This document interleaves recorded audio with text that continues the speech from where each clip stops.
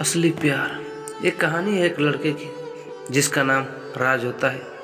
वह अपनी पढ़ाई ख़त्म करके जॉब में जब जाता है, कुछ दिनों बाद उसके ऑफिस में एक नई दोस्त बनती है। उसका नाम रिया होता है। धीरे धीरे वो दोनों एक दूसरे के अच्छे दोस्त बन जाते हैं और अपना खाली समय साथ में गुजारने लगे थे। राज अपनी माँ के साथ एक घर में रहता था। एक दिन राज अपनी माँ को बताता है कि माँ, मेरे ऑफिस में मेरी एक दोस्त है रिया। वो अकेली रहती है और उसकी पूरी फैमिली यूएस में रहती है। तो उसकी माँ उससे कहती है कि उसको भी हमारे साथ रहने को बुला लो, क्योंकि वैसे भी पूरे घर में हम दोनों ही रहते हैं और रिया का इस शहर में अकेला रहना भी अच्छा नहीं है। वो अपनी माँ की बातों से सहमत होकर रिया से इसके बारे में पूछता है, तो रिया भी थोड़ा सोच कर हाँ कह देती है। फिर धीरे धीरे दोनों की दोस्ती और भी बढ़ जाती है। वो दोनों साथ में ऑफिस जाने और साथ में आने लगे। रोज़ दोनों की बातें करना, रोज़ मिलना, उनके बीच में एक कनेक्शन ला रखा था। ऐसे ही उनकी दोस्ती ने कब प्यार का रूप ले लिया पता ही नहीं चला। वो दोनों आपस में शादी करने के बारे में सोच रहे थे, लेकिन रिया को उसकी माँ के साथ रहना अच्छा नहीं लगता था, क्योंकि उन्हें बार बार दवाई खिलाना पड़ता था और उनकी देखभाल करनी पड़ती थी। एक दिन राज ऑफिस में जाने की तैयारी कर रहा होता था, तभी वो देखता है कि रिया कुछ ढूंढ रही है।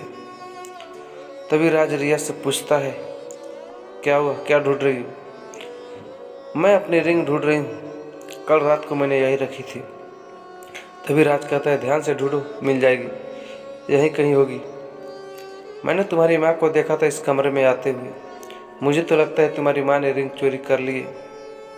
ये क्या कह रही हो? तुम मेरी माँ हो, कभी ऐसा नहीं कर सकती। उन्हें तो ये सब चीज़ों का कोई शौक भी नहीं है। ऐसे ही उन दोनों में बहुत बहस होती है।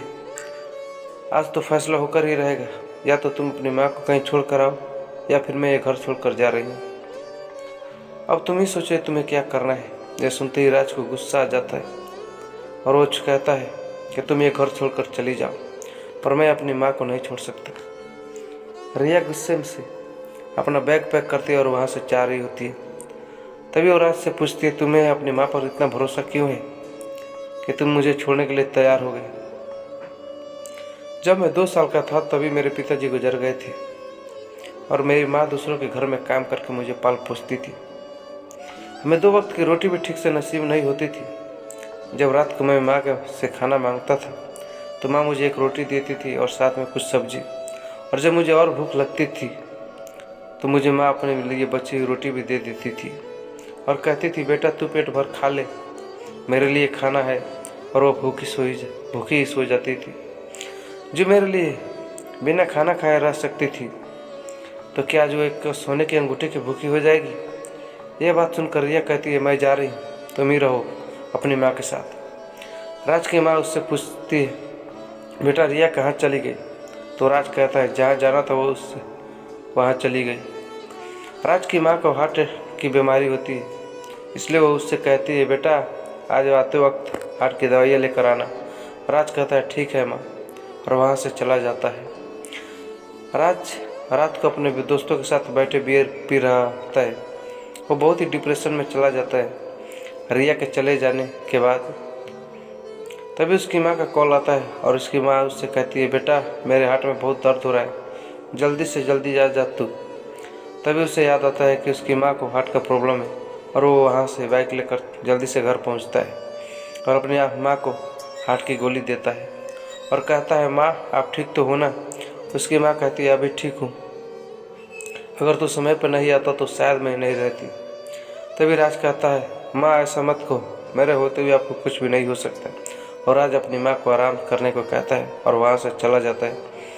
तभी उसकी माँ को एक कॉल आता है और कॉल में एक आदमी बोलता है, आप राज की माँ बोल रही है? वो कहते हैं, हाँ, आप कौन?